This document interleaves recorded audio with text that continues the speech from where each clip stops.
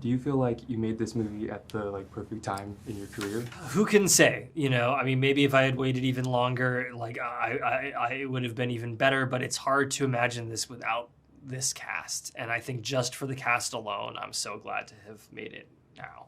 But I'm certainly very glad that I didn't make it any sooner, because I've grown a lot as a filmmaker and as a person, and I've grown closer and more fluid with my creative heads of department. So I'm glad it took a while to make this film.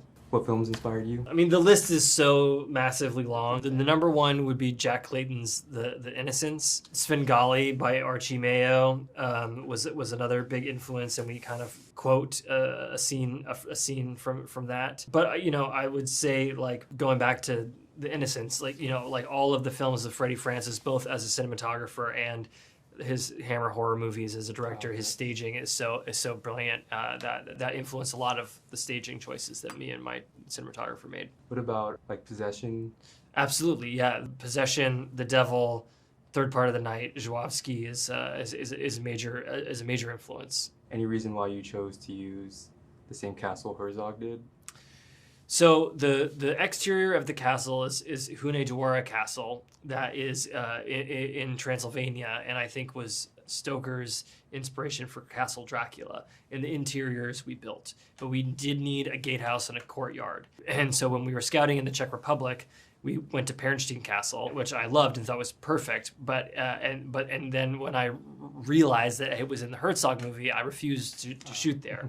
I watched Herzog movie a million times as a kid and as a teenager, but I have not watched it in the 10 years of trying to make this movie, because I didn't want to be even more influenced by it than I already was. In the van ride back to Prague, I scanned through Herzog Nosferatu and realized that the places in the castle that we wanted to use, he hadn't shot. So then I was very excited, because I got to tip my hat to Herzog, but also we weren't repeating the same parts of the location. We were designing a lot of your merch and stuff, and I was just wondering how you came about the design for the sigil. Going back to the folklore, Emily Gerard, who was an influence of Stoker, wrote about the Solomonari, which are folk sorcerers in Romanian and Transylvanian folk culture. In the German-speaking intelligentsia of the cities in Transylvania, some of these guys in the 19th century heard about the Solomonari. They equated Solomonari with Solomon and Solomonic and Goetic magic.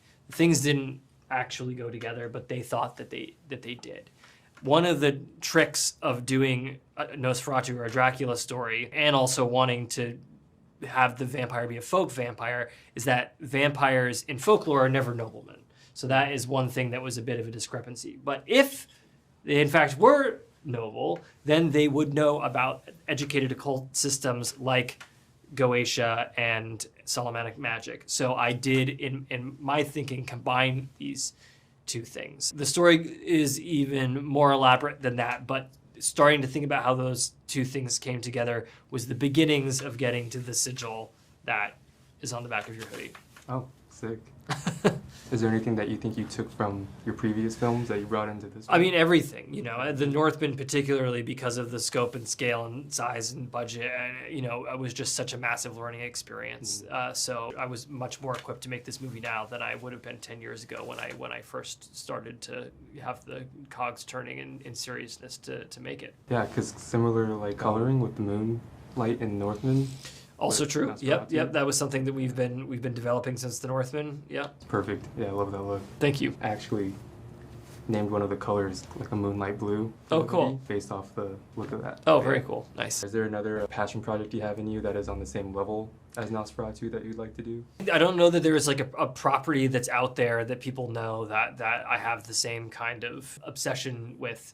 I had a fantasy for a while after making The Northman, just because I was so drained of doing an action movie, that I wanted to make a 4-hour black and white, super boring adaptation of Dostoevsky's The Idiot that no one would want to watch.